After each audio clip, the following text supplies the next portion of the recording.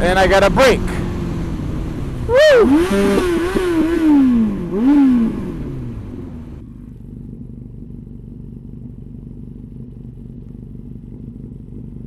You gonna say sorry? Yeah, you deserve that. That pisses me off so much. How do you not fucking hear my bike? I understand that loud pipes don't save lives, but come on now. How do you not hear it?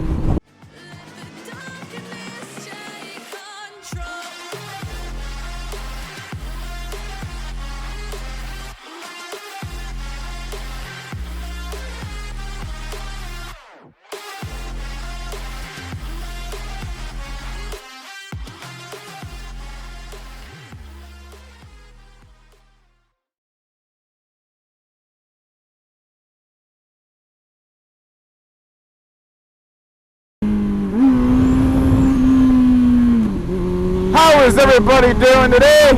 Looks like we're gonna get some rain this evening. Not really looking forward to it, but it's whatever. So what everybody's here for in this video is how to commute on that bike that you do buy. Now you guys are probably wondering, who the fuck is this guy to give us any information? You know, why does his opinion matter? Well, I'll tell you why my opinion should matter at least a little bit to some of you.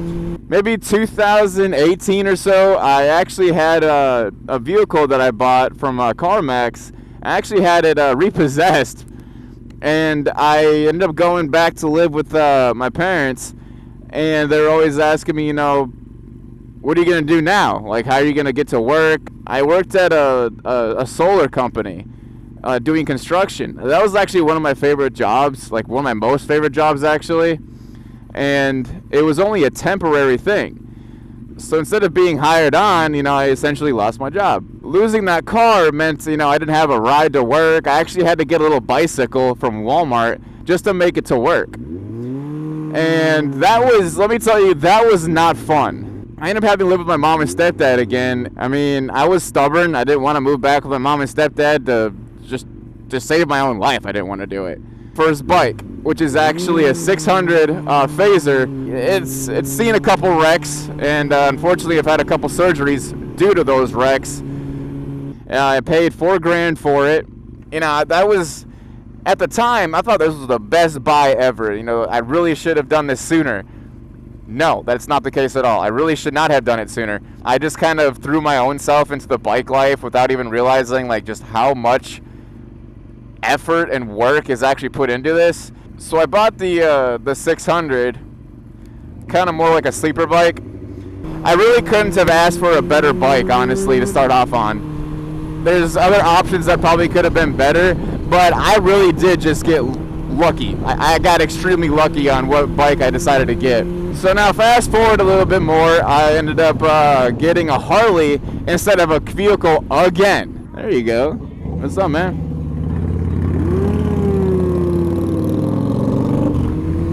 Like you got a little MC here. Oh shit. Huh? Trying to get to Cincinnati? Hey, ride safe, man. Nice bike too. I like it. It's been down? Yeah?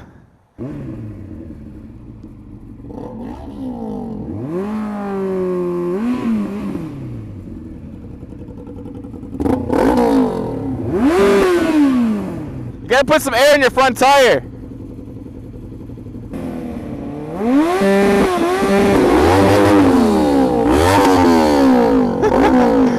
I definitely had to get used to the lifestyle of being on a bike, you know, commuting to and from work on a bike. Everywhere I went, I was on a motorcycle. And I did that for 3 years straight. Now I have another vehicle, but you know, for the most part, even during the winter time, I would still take my bike. It was not exactly the most safe, but you know, you gotta do what you gotta do. Now commuting is a different beast. Looks like it's gonna rain. Shit. Oh, it's gonna barely miss us because everything's coming from that direction. Spend a little bit more money for your first set of gear, because I can tell you right now, road rash on your hands sucks. I mean, people don't think about it, but how many times do you put your fingers or your hands in your pockets daily? How many things that you grab daily? That's just, especially if you touch something that's disgusting and nasty, you're gonna get yourself an infection very fast. So you definitely need to have at least some decent gear to start out with.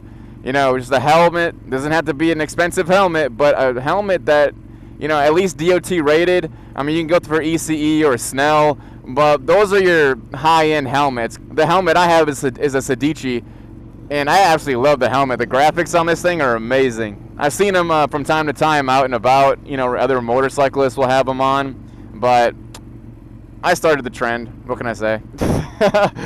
So after that, you need to find yourself a nice, decent pair of gloves. You know, it's still gonna hurt like hell. Hello. If you go down, I can't remember the brand of these gloves. They were actually bought for me. The only thing I wish about them is they came down my wrists a little bit more. And then some decent shoes. Well, for my first pair of boots on my bike, I'm used to steel toes. And since I'm used to steel toes, you know, I felt that it was natural, like that's the most protection. I really should have died my first wreck, but I got extremely lucky. The next thing you gotta worry about is making sure that you keep up on your maintenance. What are you gonna do if you don't keep up on your maintenance and your bike breaks? How are you gonna get to work? And that's a meal ticket down the drain right there if you can't make it to work. Well, I got lucky. I could walk to and from my workplace for the first couple jobs that I had when I moved. And my mother was nice enough to make sure that, like, hey, you know, I'm taken care of. She'll pick me up from work. She'll take me to work. And most of the time I had to just bite the bullet and walk. So make sure you keep up on your maintenance. Make sure your chain slack is where it's supposed to be. You know, make sure your chain's completely lubed all the time. You know, make sure that your headlights, all your lights on your bike are actually working properly.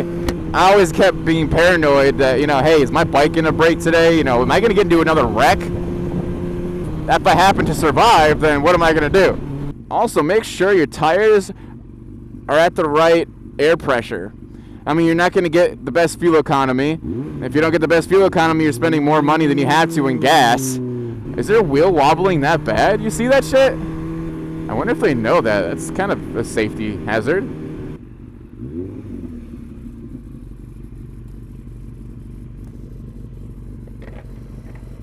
But your wheel looks like it's about to fall off. It's wobbling very badly. She kind of looked at me, gave me that side eye, and she's like, what the fuck? But that wheel is bad. I'm sure you guys can see this in the camera, but like it was wobbling pretty bad. Also, side tip, make sure you're paying attention to people's tires. It's a pretty good indication of what direction they're going. Oh, I gotta do the thing. I gotta do the thing.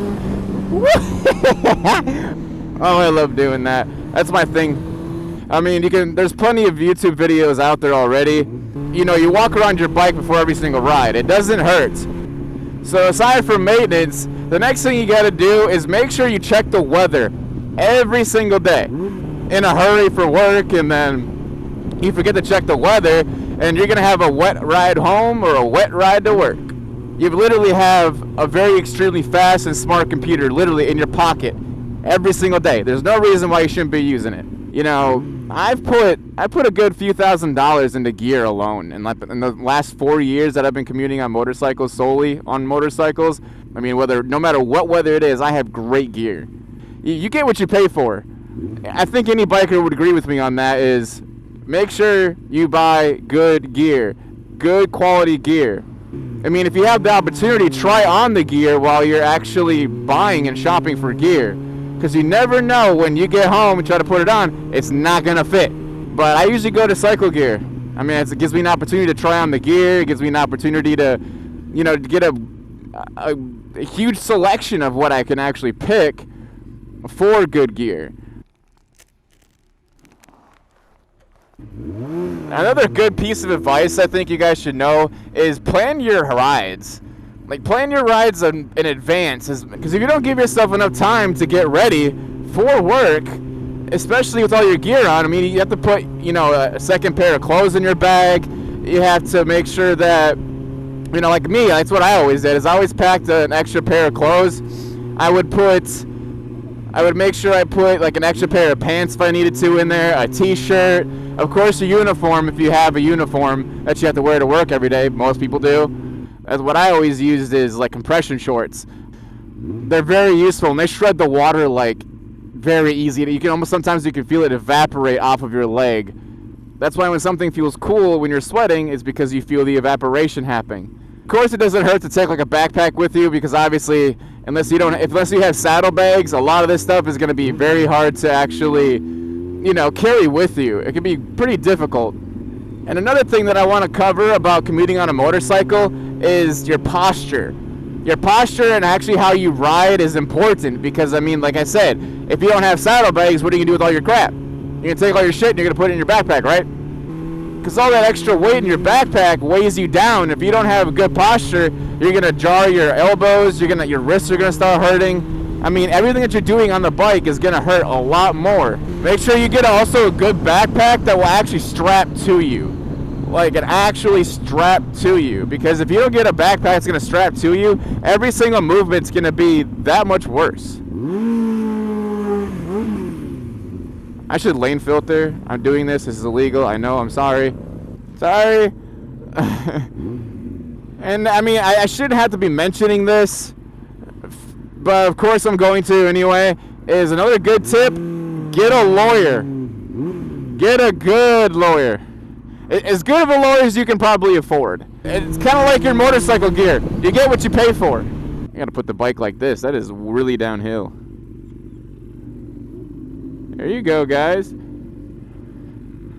I'll come back. I'm gonna go play. Why are they riding single file like this?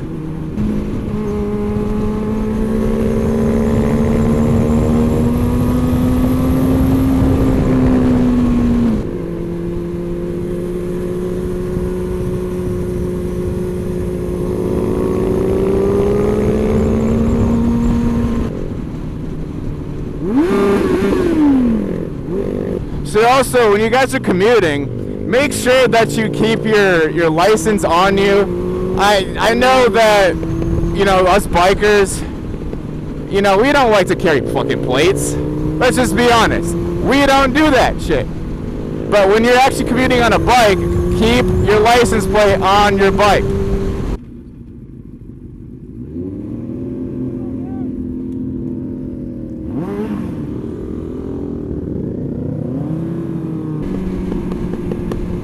Damn, this thing sounds mean.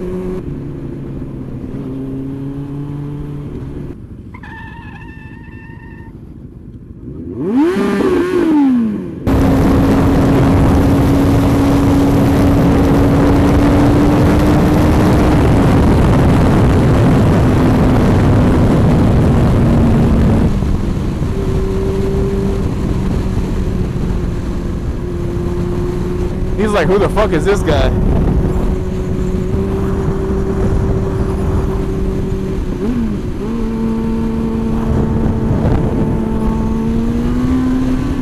I think I'm gonna get off here. Nice riding with you guys.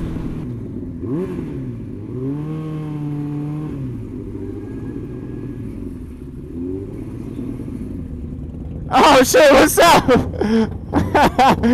What's up? I thought that was you earlier. Yep. Zip.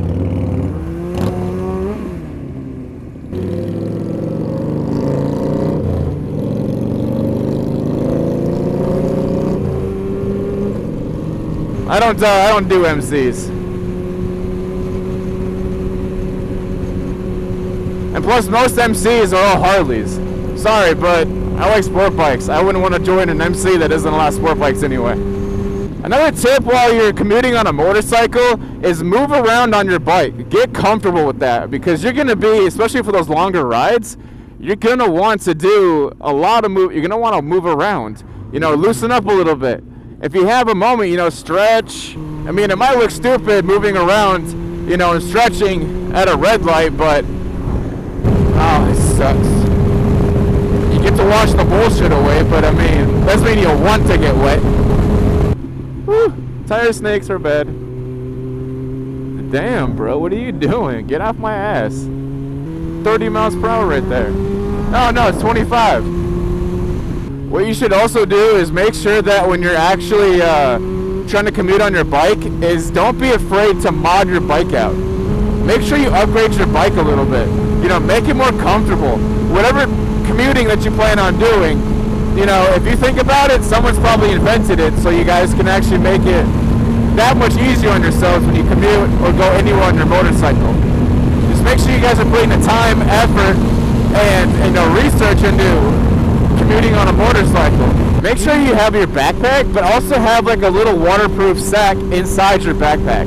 It does not take up that much room. It really doesn't. It's so much worth having that extra security that, hey, you know, my stuff's not going to get wet. Whether you bring chargers, you put your phone in it, especially if it's raining. I mean, you just got to think of the conditions. Most people don't plan to fail. They fail to plan. So just don't take my word for it. Go to other YouTubers that, you know, are giving you advice as well, that you got to listen to us. We went through it also. We know how much hell it is. We want you to get the experience and the knowledge on your own, yes. Always, you know, trial and error, especially within reason, never right outside your limits. But a lot of it is trial and error. I can always deal with ignorance. I just can't deal with stupidity. I don't always make the best decisions on a motorcycle. I mean, why do you think we've got a fucking motorcycle? To do stupid shit on. My sense of risk might be a little fucked up, but I'm still going to make sure I tell you guys the right way to do things. Just do some more research. Don't just take what I have to say, because I can't get through everything in one video. There's just a lot to go on, like I said.